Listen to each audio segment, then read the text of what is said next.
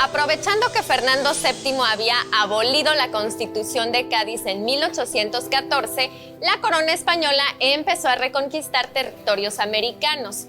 El éxito de esta reconquista dependía en muy buena medida del envío de tropas expedicionarias desde España. En 1814 se había restablecido el absolutismo con el retorno del rey Fernando VII a España, y esto había implicado pues la derogación de la Constitución española y los decretos emanados de la misma. Una de las cosas que ocurrió es que en 1814 por fin los españoles lograron expulsar a Napoleón de España, y eso liberó al ejército español para enviar refuerzos a México por primera vez casi. Esas fuerzas, esas tropas veteranas que los españoles lograron desalojar a los insurgentes del Puente del Rey. Y bueno, también habían llegado tropas expedicionarias procedentes de España que habían hecho la guerra contra los insurgentes y bueno, de alguna forma estaban ya en retirada la insurgencia, pero refugiada en diferentes poblaciones periféricas, reorganizándose en ese momento. El 14 de octubre de 1814, el Consejo de Indias dio inicio a la militarización en Nueva España, estrategia que lograría exterminar a casi todos los insurgentes de Guerrero, Puebla, Apan, Oaxaca y Veracruz. Esta etapa se caracterizó por asesinatos, saqueos, ejecuciones arbitrarias, castigos ejemplares, la quema de aldeas y la violación de mujeres por parte del ejército realista.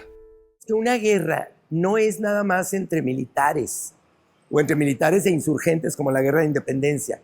También fue la gente común y corriente que contribuyó de alguna manera, forzada probablemente, a sostener la tropa que va pasando. También fueron muy costosas para la gente común y corriente, para la gente de a pie, para los campesinos, para los pueblos, las comunidades, que de pronto veían cómo llegaban las tropas de cualquier bando y les exigían usar sus animales, quedarse con sus cosechas. Y bueno, ya sabemos que la tropa pues tiene un objetivo, combatir al enemigo.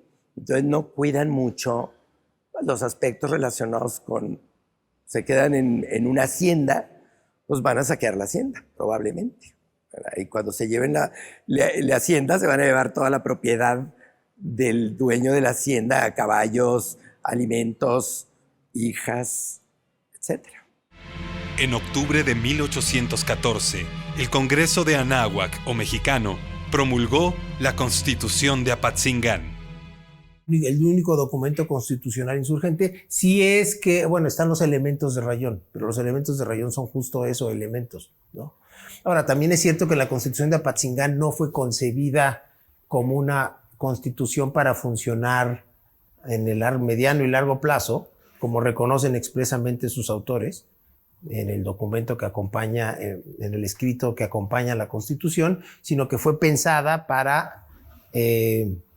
una vez que se normalizara la situación, entonces se iba a redactar una constitución en toda regla. Un documento que podría interpretarse como la respuesta radical a la ilegítima vuelta de un Fernando VII absolutista. Buscaba establecer ya un orden de gobierno para la Nueva España, ¿no? Se nombró también la figura de la intendencia, se nombraron autoridades militares, y aquí Guadalupe Victoria juega un papel muy importante porque va a contribuir a afianzar precisamente este poder insurgente sobre la intendencia de Veracruz, la intendencia que va a ser nombrada por el gobierno americano. Tiene una personalidad muy fuerte, aunque no parecía, era Era delgado, flaco, joven, pero logra también convencer a los jarochos, a los costeños, de que estaba entregado a su causa. Don José Miguel Ramón, al cual nombran intendente, le dan grado de teniente coronel con más razón. Ya con esa condición, tuvo más brillo su luz. Cambió su nombre en un plus a Guadalupe Victoria, si no falla mi memoria, en Acazónica, Veracruz.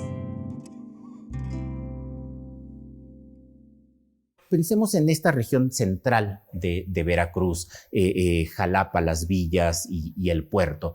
Es una región muy importante en términos de que es la puerta del virreinato, es la puerta comercial de Nueva España, y eso tiene implicaciones enormes. Lo van a controlar muy rápidamente los insurgentes, toda esa zona de Puente del Rey. ¿Y sabes qué? Dejaban pasar a los comerciantes previo dinero. Y entonces siguió estando abierto el comercio, pero era porque tenían que darles dinero. Sea insurgentes o realistas, les pagaban. Entonces realmente no se acabó ese tráfico, pero se tuvo que hacer dando dinero.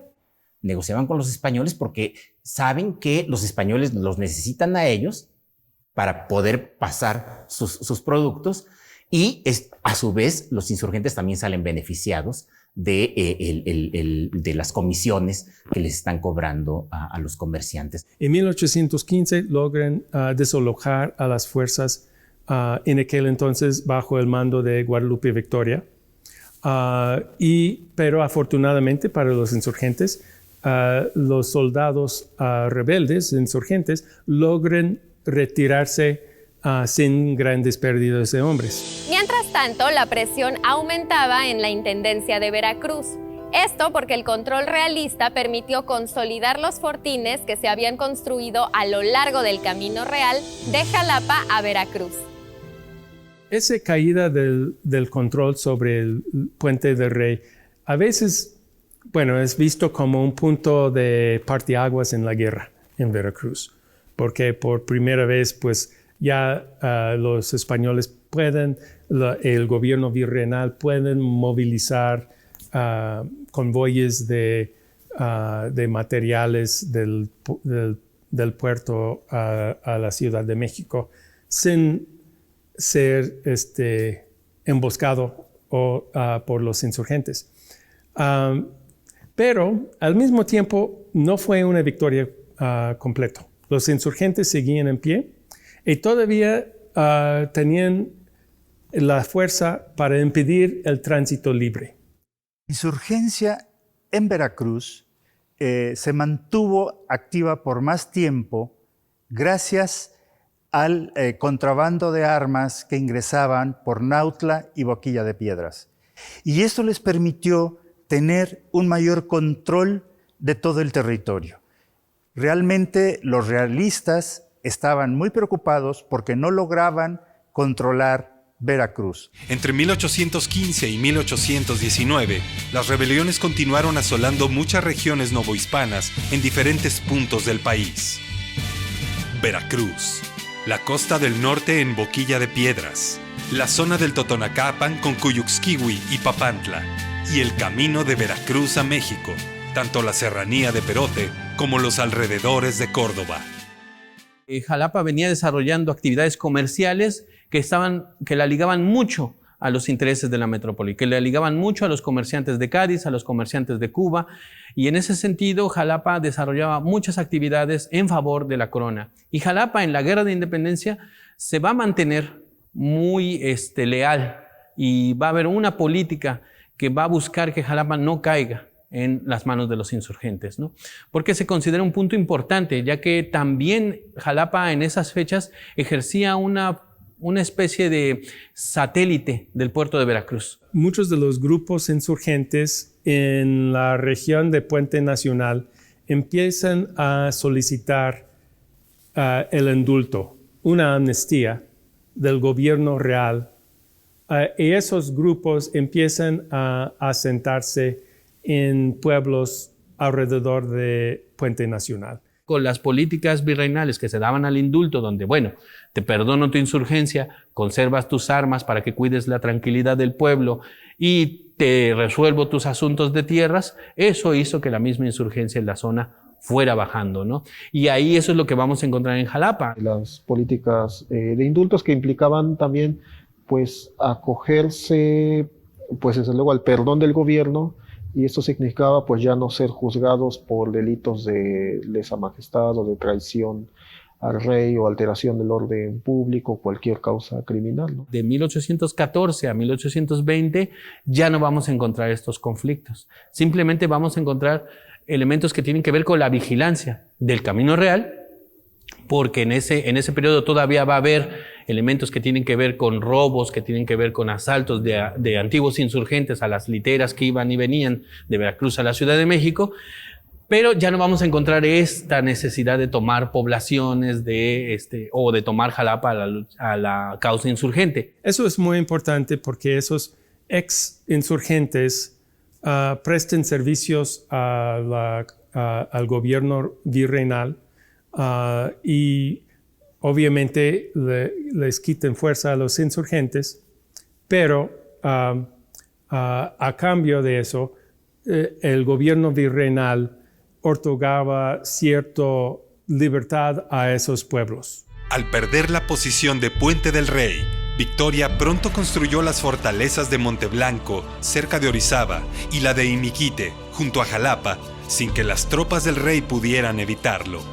A pesar de la vigilancia realista en las poblaciones indultadas, los hombres con frecuencia salían a combatir y a asaltar convoyes en el camino real. Y después de que las fuerzas españolas recuperan el control sobre la provincia de Veracruz, Guadalupe Victoria va a continuar todavía defendiendo la causa americana. Una de las características de Guadalupe Victoria es que nunca deja de luchar por la independencia, aun cuando todos los líderes insurgentes se habían muerto o se habían entregado al gobierno. Él siguió peleando, ¿no? Y una de las cosas que, por ejemplo, después de que casi muchos se habían dado por vencido, Guadalupe Victoria seguía emitiendo declaraciones a favor de la República, ¿no? Así que él establece un gobierno muy serio. Tengo documentos de él donde organiza juzgados para tratar asuntos, conflictos en las comunidades donde domina. Aplicó disposiciones previstas en un buen plan. En la Constitución de Apatzingán, eso entre tantas cuestiones. Nombró jueces en reuniones, pero el honor merecido fue el haber reconstruido la autoridad insurgente en Veracruz por su gente, y eso es muy reconocido.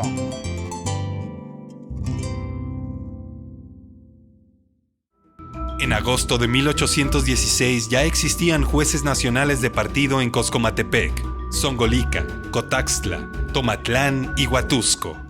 Que al momento de haber un nuevo marco legal donde los pueblos se daban cuenta que podían escoger sus propias autoridades, su propio ayuntamiento constitucional, pugnaron por eso. En septiembre de 1816, el teniente general Juan Ruiz de Apodaca sustituyó a Félix María Calleja como virrey de Nueva España. En otoño de ese mismo año, la situación empezó a invertirse para los insurgentes.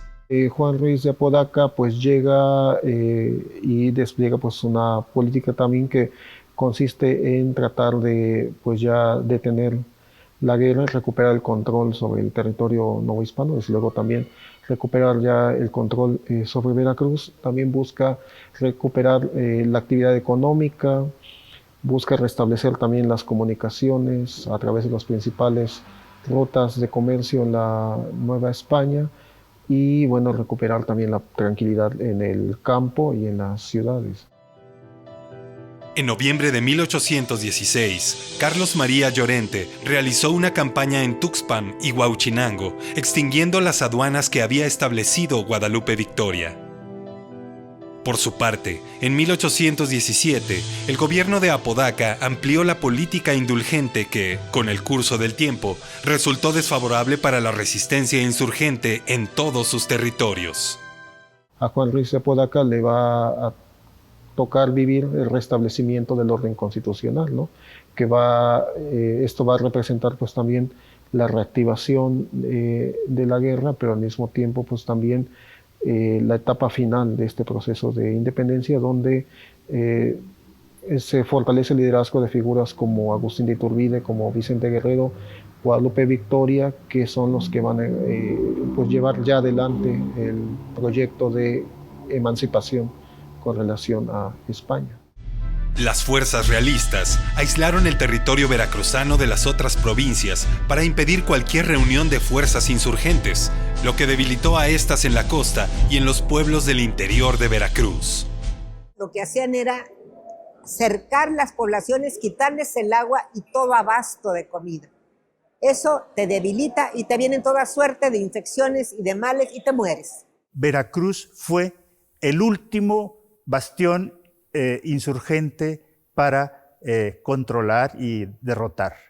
De tal manera que hacia 1817-18 es que los realistas toman finalmente Nautla y Boquilla de Piedras, y ahí comienza a perder fuerza el movimiento insurgente en Veracruz. En realidad quedan varias gavillas, pero ninguna de ellas representa un peligro para el orden virreinal. El insurgente más importante de Veracruz es, por supuesto, Guadalupe Victoria. Lamentablemente, en pocas ocasiones los insurgentes podían organizarse para ganar plazas estratégicas, lo que les iba a permitir ganar la guerra. Con decirles que no fue suficiente ni la presencia de Morelos en Orizaba, ni la de Nicolás Bravo en Puente del Rey y Coscomatepec para liderar a los insurgentes. Los realistas, por su parte, tampoco podían sostener por mucho tiempo los puntos que conquistaban, y los insurgentes vivían fortificados en montes prácticamente inaccesibles.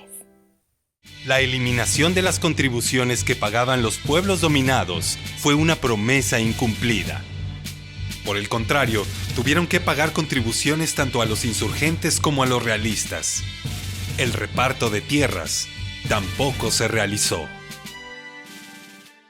La mayoría de las poblaciones pagaban impuestos o contribuciones de guerra tanto a insurgentes como a realistas, lo cual ya después de tantos años de enfrentamientos armados significó realmente una carga pesadísima para las comunidades. De tal manera que en la medida en que los realistas comenzaron a recibir mayores contingentes de tropas españolas, pudieron tener un mayor control de los territorios, y de esta manera los pueblos comenzaron a indultarse para dejar de pagar contribuciones a los insurgentes. Además, los insurgentes también cometieron muchos abusos contra la población, lo que le restó autoridad entre las mismas comunidades. Con la Guerra de Independencia se busca restaurar todos estos mecanismos de cobro de impuestos, pero con un nuevo esquema en donde los que cobran impuestos son los ayuntamientos, las diputaciones provinciales, que son como gobiernos en las provincias, y por provincia me refiero a Zacatecas, lo que es ahora Jalisco, San Luis Potosí, Estado de México, Puebla, Veracruz. Esos eran las provincias. Y entonces se armó una junta que gobernaba, y ellos pues buscaban sacar dinero con la ayuda de los ayuntamientos, los pueblos. La Constitución de Cádiz implicó muchísimos cambios muy profundos. Si me preguntaras cuáles son los más importantes, sin duda uno de los más importantes es la cuestión electoral. El establecimiento de la Constitución gaditana le quitaba todo el poder que habían tenido los militares que imponían contribuciones a los pueblos, porque los ciudadanos nombraban a sus autoridades, y toda la parte militar, a través de las milicias cívicas, dependían de los ayuntamientos. Pero no solamente eran las elecciones para los miembros de los ayuntamientos, eran las elecciones para las cortes, eran las elecciones para las diputaciones, y el tercer nivel serían los ayuntamientos. Es una constitución liberal, es una constitución que forma instituciones representativas, el Congreso, las Cortes, como le llamaban entonces, pero también los ayuntamientos electos, también diputaciones provinciales, permite la libertad de prensa, declara abolida la Inquisición, es decir, se trata de un proceso que revoluciona la política en todo el mundo hispano. Como creo que es fácil imaginar, implica toda una serie de cambios políticos y sociales de una enorme envergadura, sobre todo si tenemos en cuenta que no había existido absolutamente nada que se le pareciera durante los 300 años de la colonia. Y se establece una serie de derechos para los ciudadanos, pero son derechos incompletos, son derechos muy parciales. Mientras que la Constitución de Cádiz dice con toda claridad que en cada provincia debe haber una diputación, es decir, una especie de asamblea local, en la Nueva España no se aplicaban este principio de manera correcta. Por ejemplo, la Diputación Provincial de Nueva España abarcaba a Nueva España, o sea, a la provincia de México, a Puebla y a Oaxaca juntas, en lugar de que cada una tuviera su propia diputación. Y esto lo que ocasionó es que mucha gente empezara a exigir, a partir de la Constitución, que se aplicara por completo en la Nueva España. De esta manera se comienza a construir un movimiento desde la base misma de la sociedad, con los ciudadanos, con sus ayuntamientos, sus autoridades locales y además a nivel provincial con las diputaciones provinciales. De esta manera se comienza a dar todo un movimiento importantísimo que es el que pervive hasta hoy en día. Los ayuntamientos y los actuales congresos de los estados tienen como antecedente a la Constitución de Cádiz. La Constitución española, pues igual le va a dar un papel muy importante a los cabildos, en tanto que van a ser pues corporaciones que se van a encargar del gobierno de las localidades y donde van a ser electas a través de la votación a la cual van a asistir los ciudadanos. Entonces aquí sí se vuelve como un baluarte, se consolida como un baluarte de la representación política de la población local. De esta manera, los cabildos sentaron las bases de una nueva sociedad, construida a partir de la representación política de los ciudadanos. El cabildo pasó a representar a la autoridad pública más cercana al ciudadano y, junto con el voto, se concibió como el principio fundamental de la verdadera independencia popular. En junio de 1820, el gobierno de Juan Ruiz de Apodaca contabilizó casi 10,000 rebeldes muertos, 35,000 indultados y 6,000 heridos. Cifras que dan una idea de la violencia, pero que se suelen simplificar. Sí, es verdad que hubo olvido, indulto y reconciliación, pero también persistió la violencia, la persecución, la represión y la muerte.